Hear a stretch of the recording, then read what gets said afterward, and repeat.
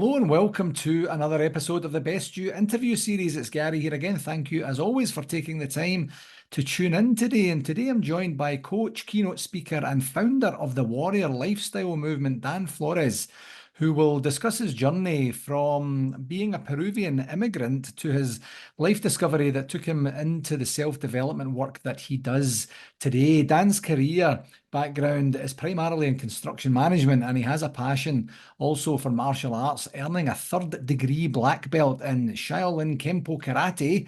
Sounds kind of severe, that, and also serving as an instructor in the same discipline. The martial arts background underscores a deep commitment to personal growth and resilience for Dan. And a passionate endurance athlete, Dan has conquered 3 marathons, and the endurance and perseverance in his last one that we might talk about, hopefully we will talk about today, is a story in and of itself. Dan is also a National Academy of Sports Medicine certified personal trainer, equipping him to guide others in achieving peak physical fitness and well-being. And as mentioned, Dan is a keynote speaker sharing insights on fitness, mindset, and personal development. And when not empowering others, Dan loves to spend his time with his bull terrier, Armani.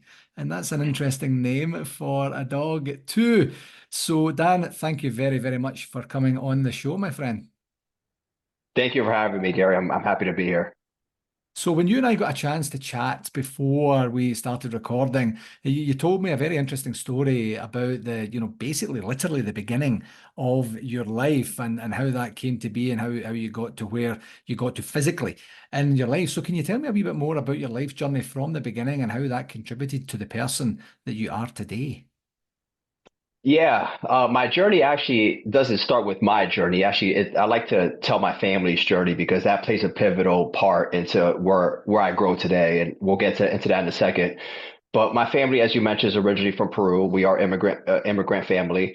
When I was 6 months old, my parents and my uncle decided to come to America. They actually had a friend who already lived, who already moved from Peru to America, and he was telling them about all these job opportunities and affordable homes, etc. So my uncle, my dad, they loved the idea. The more they spoke about it, the more they wanted to come down here. They eventually convinced my mom to come down here. So the 3 of them came here with my older brother, and I was left behind with my grandparents in Peru. And the reason they left me behind is because there was so much uncertainty at the time. They didn't know if anything was going to work out. They didn't know if they would have to move back to Peru. They didn't know what was going to happen, right? It would have been easier taking care of one kid who was older versus a 6 month old. So I got left behind with my grandparents for 3 years, so my parents could come here to the U.S. and pretty much build a future for us. And when I was 3, they came back to Peru to come pick me up. Once I came here, shortly after, my grandparents who raised me over there, they came over here as well because my parents were always working, right? They worked multiple jobs at the time to make ends meet. Yeah. So my grandparents came here with me so that they could help take care of us at home. They didn't really have a lot of money for babysitters or daycare. Yeah. Fast forward to my teen years. I grew up, had pretty much similar life to everyone else. Graduated high school, graduated college. I applied the same systems that a lot of people applied in their life. Graduate, and after you graduate, find a job that will secure you for the rest of your life. But I realized as I got older that was not my passion, right? I had this burning desire inside of me to want to do more, to impact the world. I didn't know how at the time, but something was just calling out to me, right? And I was listening to the calling in my heart. At the time, I graduated with a bachelor's degree in construction management, and I got into the construction management industry for about 12 years. I was in that industry for about 12 years. And it didn't take long, probably within the first 2 years, for me to realize that this isn't what I was meant to do for the rest of my life, right? We mentioned that calling that happened to me a little bit earlier in life, and that calling got stronger and stronger. But I stayed in construction because, I went to college for 7 years. I paid a huge loan, or a little bit in debt, and I didn't want that to go to waste. I was kind of forcing myself to want to be in construction, but the more I was in it, the more I wanted to get out of it. It's just, I didn't really feel like I was impacting as much as I could have doing something else. And I didn't know what that was at the time. And we'll get into a little bit later on what actually sparked that. Yeah. But basically that's it. I was told the same dream everyone else was told, but something inside of me was telling me to do something else. And I think the reason why is because I actually come from a family of hardworking, work ethical people. My parents are extremely hardworking people. My grandparents are. So I think that's kind of where I got that from, a little bit from them. Yeah. Yeah, and as we were chatting about my educational background and some of my career background was also in construction management too. And I had a similar journey, I guess. Mine took a little bit longer than yours did to get to the calling part. But I rode the same train. Just you do what you do in school. You educate yourself as much as possible. You give yourself as much flexibility and opportunity as you can, and then you enter the workforce and you keep doing that until you don't, and then you see where that takes you. So I see some analogies, between both of our paths, which is always fascinating because it's not very often I come across people that have done construction management and then just did a big flip, to other work. So you were just kind Yeah. of alluding there. You had a pivotal moment in your life, and it all resonated from a book that essentially changed your personal and professional trajectory. So, firstly, what was the book? By who? And how did it impact you in terms of your mindset and your new habit formation? Yeah, so my brother, when I was about maybe 30 years old, my brother got me a book for my birthday. It was the 10X Rule by Grant Cardone, right? And back then we were really into Grant. We were getting all over his content. So he bought me that book. And it's funny because if we backtrack to back to where I was in high school, I never grew up in an environment where my teachers used words like success, entrepreneurship, networking, starting your own business, right? Mhm. I did not grow up in that environment where people talk like that. And it's unfortunate that I didn't. But when I started reading that book, it taught me to basically what the book is about, to 10x everything in your life, right? To think bigger, to have bigger goals, to have bigger dreams. Your actions have to be bigger. Everything you do that aligns with your future that you want needs to be bigger. Yeah. And I wasn't used to thinking that way because I was never raised in that environment. Yeah. And once I read that book, I'm like, man, I read something that I had no idea was a thing, Yeah. because I was never a reader. I hated reading. I hated my books in school, English, history, social science. I hated reading because of the material I was reading. Yeah. But once I read this book, I'm like, man, what the hell did I just read? So I actually read it twice.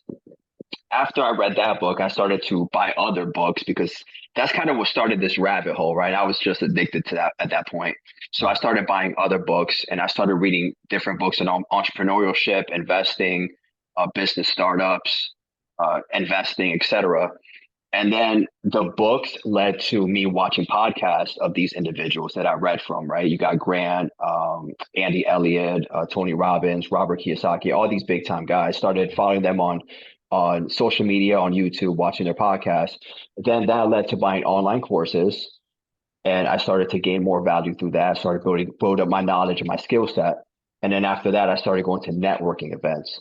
So it's kind of like it just kept going upward and upward. It was like it was like in levels, right? First there was a book, then there were online courses, then it was watching their podcast, then it was attending their events. And through a lot of these events, I actually found a lot of people that I connected with, and to this day, people that I built strong relationships with.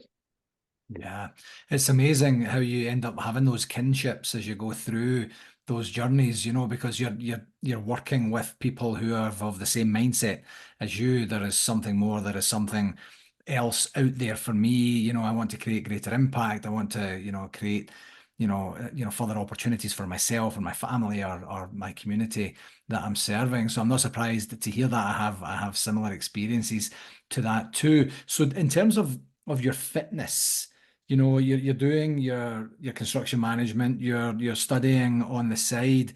Was fitness always the a lane for you in terms of, just keeping yourself in shape and getting the benefits from that? Yeah, good question. Fitness was the one thing that remained constant in my life. I quit a lot of stuff when I was younger. I just, if it didn't interest me, I just quit it. But fitness was always around me. I started working out when I was about 16, maybe 17 years old. I started watching the juniors and the seniors at my high school work out we had like a weight room downstairs. Yeah. And every now and then we go down there, we throw some weights around. And seeing these guys, bench what they benched, squat, curls, extensions, whatever it is, I'm like, man, I want to be able to do that. So I kind of started hanging around with them. And that's kind of what got me into fitness. And ever since then, same thing as my personal development. I started slow. I started by training with them at the gym. Then I bought some home equipment. So I bought some dumbbells. I bought like my own bench so I could kind of do like some dumbbell bench presses. So I did that at home, did some home workouts, and then eventually I got gym memberships, and I started working with trainers and other fitness gurus at the gym that were training me and stuff like that. And I mean, and that's pretty much where it started. Ever since then, I never looked back. Yeah, yeah, excellent. So I mentioned during your bio and intro there that you're a marathon runner. You've run multiple marathons, and the story you told me prior to recording about the circumstances you ended up facing, was it in your last marathon that you did? Yes, my last marathon, which happened, it was actually about a year ago, last October. Right. So about a year ago, I'm not going to spoil the surprise because I want you to tell the story because it's a fantastic story, but you are running a marathon, you have an injury event that happens, fairly early on. Can you Yeah. share a bit about the invaluable lessons that it taught you in terms of your preparation, your willingness to persevere, your endurance, and what benefits you've gained since? Of course, of course. Before we get to the marathon, I want to tell kind of the story that led up to that, right? So the audience can understand a little bit better. Awesome. When I was in high school and I was training with the athletes on lifting and stuff, I was never good at cardio. I wasn't a runner. My condition wasn't that great. I was into weightlifting and that was that. Mhm. So in high school, we would have these 1 mile test runs, right? For gym class, you have to run a mile for a certain amount of time to pass gym class. It was a ridiculous requirement, but we had to do it. Yeah. And in preparation for this test, we would do practice runs, right? So a couple of times a week for about a month, we will go outside to the track field, and we would see how pretty much track our stats for running for running a mile to Yeah. make sure we can actually do it for the actual test. And every time I did it, it was the worst experience because I was nauseous. I kept throwing up. I was huffing and puffing. I was kind of like sitting on the side. I could not run 1 mile without stopping or suffering to some extent.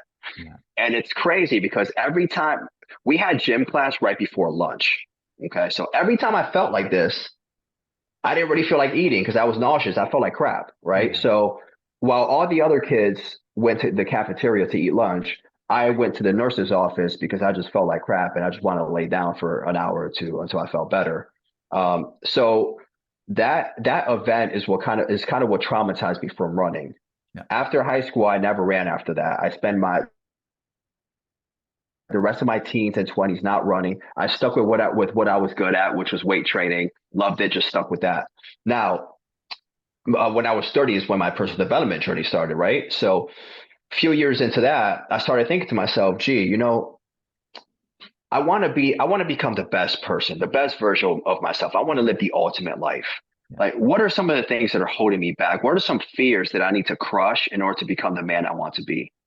And running was one of them, right? So I knew I had to face that fear. I didn't know how at the time. I started thinking, started talking to other people who are in the same mastermind group that I was in. Mhm. And people were talking about, hey, dude, why don't you just run a marathon? And I'm thinking, I'm like, damn, I can't even run a mile, right? And for those watching who don't know how long a marathon is, it's 26 miles. Yeah. And I'm here like, man, I can't even run 1 mile. How the hell am I going to survive this? So when I registered for a marathon that was 10 months away. So I had 10 months to train. Click the submit button, bought my first pair of running shoes, never owned one before, and I just started training. I started at 1 mile, which took me about a month to get used to. Yeah. Okay. After the 1 mile, I moved over to 2 miles and mastered that. Then I went over to 3, 5, 8, 10, etc. Now, here's the thing though. It was about maybe March or April of last year, Yeah. where I started to get really good at this. I'm like, my conditioning is getting better. I'm lasting longer. I'm not huffing and puffing everywhere. So what I did was my full marathon was still a few months away. I was like, you know what? Let me try to run a half marathon. Let me see how I do with that. Maybe that's the starting point where I should start this process. Signed up for a half marathon, crushed that. Signed up for a second half marathon just to prove to myself that the first one wasn't a fluke. Yeah. Crushed the second one. Once I crushed two half marathons, I knew I was ready for the actual marathon. Yeah. And what happened was everything went fine, right? Got to the marathon perfectly fine. The weather wasn't great because it was raining all day. It was pouring. Yeah. And the first 7 to 8 miles was great. I was having a great time.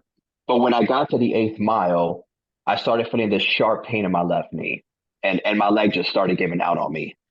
And once I got to mile 12, the pain was really, really bad. It got to the point where I was hopping with my left leg and running with my right. Oh, wow. Now I'm still at like mile 12 and I have to get to mile 26. I mean, I'm not even halfway there yet. Yeah. Right. So I'm limping. I'm running. It's raining. It's the fall season here in Connecticut. We get all four seasons, right? It's not tropical like in some other areas. Yeah. So it's already chilly. Wind is blowing. It's pouring rain. I'm freezing. My clothes are wet.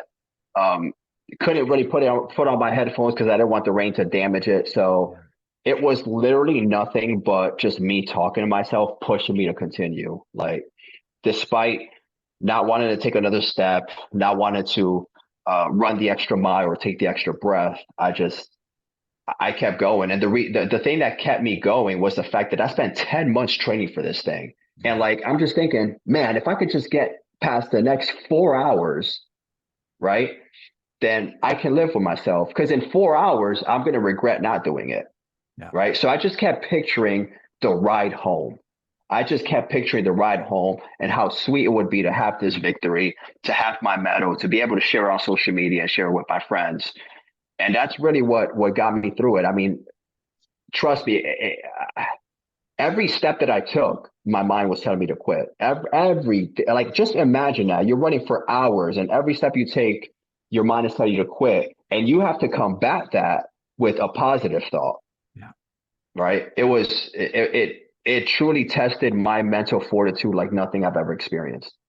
Now, for a lot of you, we might have some marathon runners here in the audience, right? Some of you guys might be saying that's no big deal. I've ran marathons before. Well, remember what I said, right? I was pretty much running it with one leg. It was pouring all day. I was freezing. I mean, the elements were against me. So I just kept pushing. The power of visualization. I loved what you said there, Dan, in terms of, you know, think about how you're going to feel at the end. Think about how you're going to feel Yeah. holding that medal. Think of what you're going to be able to do with that medal in terms of showing it off. Think of how you're going to feel when you're back in your nice, warm, dry car, when you're driving home saying, I did that. And all of that compounded, as well as the preparation, the 10 months, like you mentioned, to get you to the spot where you say, not right now. I'm going to keep going step after step after step. That's absolutely incredible. So moving over to the warrior lifestyle movement that I mentioned briefly earlier, what was the inspiration for the creation of that, and what does the program entail? Yeah, so great question. I love explaining this. So as I was going through my personal development journey that I mentioned earlier, I mentioned networking, right? Yeah. And I met a lot of great people at these networking events, people that I still keep in touch to this day. Mhm. I joined a few of their masterminds, and I just developed such brotherhoods and tribes through this experience. And I'm thinking, you know what? I want to create a community. Like I've seen what it did for me the past few years. I want to be able to give that value back to other people who might need it. Yeah. So it all started first as a community, just building a Facebook group, inviting people on it, just inviting just creating a tribe of people who want to be relentless, who want to build resilience, and just want to live the ultimate life. What does that look like for you? Mhm. And then eventually I got into coaching because some of those people in those masterminds were coaches, Yeah. and that kind of motivated me to kind of tell myself, okay, the community is a start, but maybe I should start coaching people, right? Because I mean, I'm big into fitness. obviously my mindset based on the race I ran is like, it's just unshakable. Like I had all the ingredients to become a coach. I just had to figure out how to put this stuff together. Yeah. So I spent the past year and a half putting this process together. And basically, what my coaching program is it's an online coaching program. So what's included in that is weekly calls with me, weekly check-ins. That could be through Zoom, that could be phone calls. We could group, if there's multiple people, we could kind of do like a group chat together. It includes custom workouts, which you could put in an app that I created. You could put the workouts in an app, and you could track your workouts as well. The workouts are going to be tailored to everyone's specific needs, right? Because everyone has different goals. Some people want to lose weight, some people want to build muscle, some people want to build endurance. So each workout is customized to each person. Same thing with nutrition. The app does that too, where you can track all your nutrition. So with that, we hone down on what your macros should be. So your protein, your carbs, and your fat, what numbers you should be hitting every single day for each meal. Yeah. Break up the meals, track the calories. You can do all this on the app. It also includes the online course, which is pretty much a mindset and habit course. It includes 16 videos plus bonus videos as well. That's in there. And then lastly, they get access to my Facebook group if they're not already on it. So basically, fat loss, we talk about building muscle, nutrition, tips and hacks. We talk about persevering mindset. We talk about implementing proper habits and what some of those habits should be. And there's a lot of people that kind of give their take on it as well. So it's a good community to get involved in. Yeah, that sounds incredible. And I love the way that you explained your own personal development journey of step by step by step, continuing to do the the dabbling, I guess, is a little bit, that's piqued your interest a little bit in the beginning. Yeah. I'm going to go a little bit more into that, a little bit more into that. Actually, I'm going to go a lot more into that. And then you build up and build up and build up and build up. And that it seems like that's the sort of approach that you have here in terms of your community, in terms of your ability to be able to say, everyone's journey is different and everyone needs something different in terms of what their goals are. And this is a great way to do it. And I was delighted to hear that you've got the app to track because it seems like such a common way that people are doing that now. They're already on their phones. So instead of the old doom scrolling all of the time, they can actually go in and look at how am I doing? What am I doing? What's next? Where am I at? What progress have I made today? That sounds like a tremendous program. So you mentioned you've done this for about a year and a half, and you've had some successes. I'm assuming through this. What are some major breakthroughs that you've seen some of your participants in the program achieve? Yeah, great question. It's funny because I hear the same thing from a lot of my clients, and they always say that they never thought they could get to this point, right? And a lot of that has to do because originally we're never given the right strategies, we're never given the right plans, we're never held accountable, right? And that's what's really good about working with a coach, not necessarily me, but any coach, is that you have a person to hold you accountable, to make sure that you excel properly based on your needs. Yeah. So there's people who have lost weight in my program. There's people who have developed the right habits. I mean, there's people who I have a guy literally about 2 months ago. He wanted to quit his current job, and he's like struggling mindset wise because it's kind of like destroying him internally, right? He hated his job, Yeah. and that affected other areas in his life because he felt that way. He wasn't going to the gym. He wasn't eating right. He wasn't spending time with his family. So I'm like, listen, dude, if it's bothering you that bad, it looks like it's affecting other areas in your life, then you might want to try to look for another job. So he revised his resume. He linked up with a few companies. They had some interviews. And this guy had so many no's. I mean, he had the door slammed in his face so many times, but because I was there to hold him accountable and make sure I kind of, held him so he doesn't jump off a cliff. Yeah. Yeah. Because he did that, eventually he heard the yes, right? Because there's only so many no's you can hear before someone is going to say yes to you at some point. You just got to keep going, right? It's just a matter of how long can you take it or how much can you take. So he finally had someone say yes to him. It's a job that he dreamed of, he loves. And he started about a month ago. And ever since then, it's funny because you change one thing and everything has either a negative effect or everything has a positive effect, right? So with him, it started with a negative effect, but as soon as we honed in on that problem and we fixed it, now he's working out again. He believes in himself again. He's more confident, right? So these are just some of the things that people experience, right? Because what happens is it's not just fitness. It's not just eating right. It's not just reading books, right? Because self, my program is all about it's really a self mastery program, right? How can we holistically build the best person for you? So we have to attack all areas, not just one or two or three. We have to attack as many areas as possible so you can live the best life possible. Yeah. Absolutely. I love that. I was going to say that earlier there. It sounds like more of a holistic program, not just tailored to if you want to build some muscle, if you want to run faster, if you want to sleep better or whatever, there's these compounding positive effects that you're going to get for this if you embrace the program. So one of the key things here, and I loved that, was everyone's different. Success will mean different things to different people, and your job, of course, is to understand what that is, establish some indicators of success going forward, and then hold them accountable as their coach. But what does success mean for you? Yeah, this is one of my favorite questions. And just real quick to the audience, my definition doesn't have to be your definition. Everyone's going to define success based on their own lifestyle. So no one's answer is wrong. But this is my definition of success. The ability to master all areas in your life to the highest degree in order to achieve the best outcome possible. Now, some of you guys watching might say, Dan, that was a great definition. I'm gonna write that down and say it to myself every single day. And then we'll have some people that might say, Dan, I have no idea what you just said. I don't know what that means. Can you please explain it? Yeah. So if you don't mind, Gary, I'd like to take some time to break this definition up into three parts so people can understand really the main context for this definition. So let's talk about part one, the ability to master all areas. Okay, so we just talked a few seconds ago about not just focusing on one area, but focusing on all. There's 7 basic areas in our lives. Okay, there's physical, mental, emotional, spiritual, financial, familial, which is family, and communal, which is community. Mm-hmm.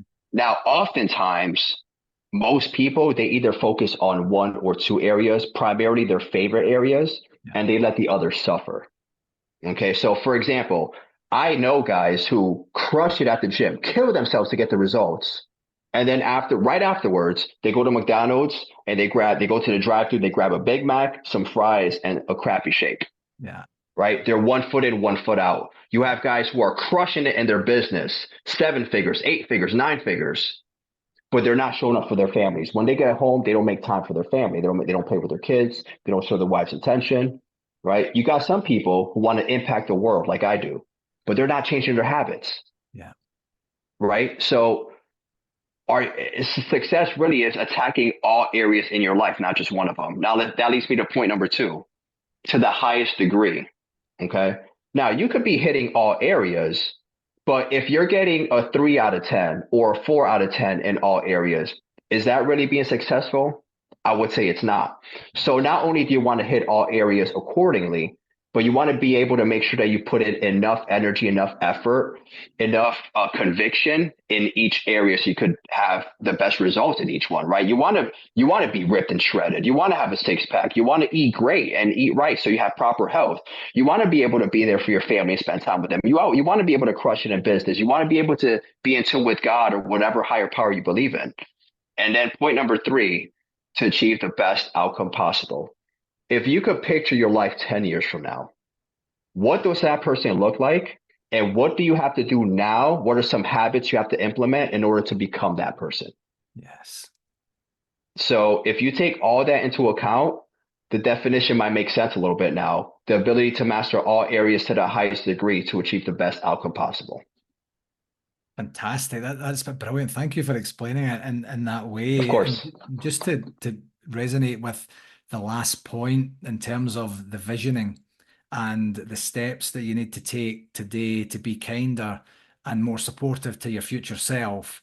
to say, so that in 10 years' time you don't look back and say, yeah, thanks very much, Gary. That was great. You read all the books, you did all the mental work, you didn't do any physical work, you didn't do any spiritual work, you didn't do any family work, whatever the deficiency would be at that point, and being kinder to your future self by saying, this is as much as I know right now, and these are the steps that I can take, incremental steps that I can take to make sure that I have the biggest opportunity for success going forward. That's it. That's a brilliant. That's absolutely brilliant. So just before Yeah. we finish off today, I did mention in your intro that you do public speaking, and public speaking, I know for a fact, is a very difficult thing for some people. It's a real Achilles heel for some people, where the thought of it just creates a physical and emotional reaction where they're crushed. So what tips would you give to those who are looking to improve their public speaking skills? Yeah, it's interesting you say that because you mentioned that it's everyone's afraid of it. Public speaking is actually one of the number one biggest fears that people have. And when I mentioned earlier, I mentioned overcoming some of those fears that I had. Right, one of them was running. The other one was I was afraid of heights, so I started doing rock climbing, indoor rock climbing, and another one was speaking in front of people. Yeah. It's funny. I always wanted to share my story, but I was also afraid to speak in front of people. So see, the two don't really go together. Yeah. So in these networking events, one of the masterminds that I joined, there's actually a guy who's a public speaker, right? And I didn't know this at the time, but he's actually from Connecticut, just like me. So we kind of started hanging around. I went to some of his events and events that he was attending here in Connecticut, and we got to know each other better. And he's actually the one who introduced me to public speaking. He's a public speaking coach, so he runs like little mastermind, little elite courses that you could take. And he pretty much it was a good way for me to get my foot through the door. Yeah. Now, in terms of tips on how to public speak in general, what I would recommend, a good place to start is just sharing your story on social media. Yeah. You can post on your stories. You can download that story and make it a reel later on and during the day. You could do Facebook live videos. Now, I know for a lot of people who never done Facebook live videos, it's extremely intimidating. And I mean, unfortunately, there's really no shortcut, right? The only way to do it is to do it. My first, I don't know, 50 videos were crap, right? I kept messing up. I kept stuttering. I didn't make any sense. I couldn't articulate my points. But the more I did it, the more reps I got, the better I got. Yeah. Right. So I've been sharing my story on social media for about 2 years now. In this way, anyways. Yeah. And if you look at my reels now versus my reels when I first started, they were garbage. They weren't great. Yeah. But I would have never gotten to this point if I didn't just keep going and keep going. Eventually I became numb to the embarrassment and I just didn't care anymore. Right. There's going to be a point in time where you're just going to post. You just don't care anymore. You just want to get better. Yeah. Yeah. Right. And here's the thing too. Here's the shortcut for anyone who wants to speak on stage like I did. Mhm. Speaking and sharing my story online and on lives was actually good preparation for me to speak on stage because now at least I'm familiar with my story and I kind of know what to talk about. Yeah. Right. So it wasn't as nerve-wracking as it would have been for someone who never shared their story in front of an audience. Yeah. Right. At least for me, I got a head start. Yeah. Yeah. So that's a few things. Another thing too, I would recommend looking at different groups, either in your area, different mastermind groups, networking with them. You can go on research Facebook groups for public speaking, and maybe you can connect with people who are throwing events and kind of just go from there, But it is a work in progress in the beginning. You actually have to let people know that you have a story to share. People are not going to come to you, especially in the beginning. Yeah. Right. I had to ask for opportunities. Like I just kept asking. I got tired of waiting for people to invite me on their podcast, to invite me on stage. I just kept asking people. I'm like, listen, man, I got a story to share. Let me light up the audience. Yeah. And I just kept asking. It just kept banging on the door until they said yes to me. Yeah. So It's absolutely fascinating and inspiring to hear that you had a fear of public speaking because you're so natural and you're so yeah. open and so energetic when you're doing it as we're chatting today. And it was the same when we chatted before. And I think you really hit the nail on the head, Dan, in terms of you know, the disservice that you would be doing to people in the world if you don't get better at this to get that message out there. And it really relates back to your story.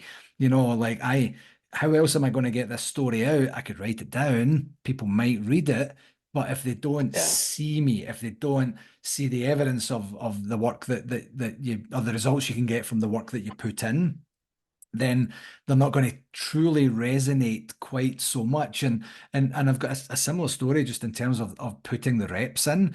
And I know you say like your first 50 were crap, but they were the best that you could do at the time, and you look and you go, that's cool. And now you look back, with more experience and more smarts and skills in the area to look back and go, oh, well, that one's a bit rough, but at the time that's as good. And I've wrestled with the lives, and I haven't done a live at all yet, primarily, honestly, because I don't want people to know where I am, or I don't want them to know where I'm not.